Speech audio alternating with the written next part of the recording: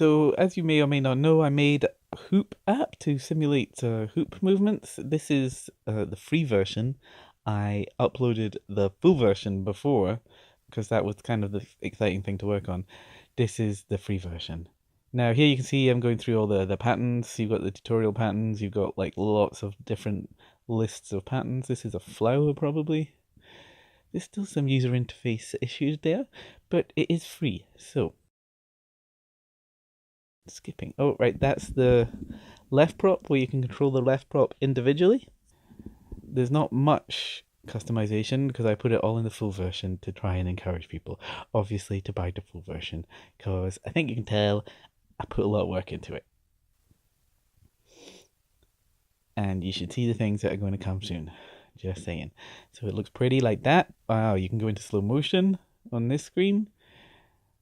I can change the effects. I can show just the hand path. The hand path is usually a circle, obviously, but sometimes it's not. Because in hoops it's particularly hard to tell where the hands are or are supposed to be.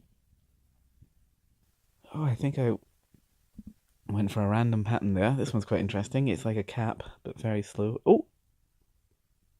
There I go, and you can see the help. So I made a big help manual on the internet, and it just has a lot of pictures and tells you how the app works, hopefully accurately. So there's some other things. You can load patterns, you can save patterns to the clipboard in a text format, and then load them back in again. And oh yeah, you can simulate what it would look like with a fire hoop, which always looks amazing. Fire hoop patterns look the most amazing of the patterns.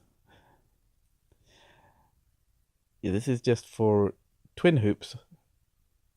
Though if you get the patterns like that the same, it can be for one hoop, but it's a bit of a strange thing to do. You can double tap on the screen and it will go back to centered.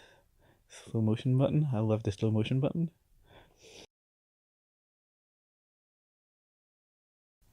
And here are the rest of the options that you can see.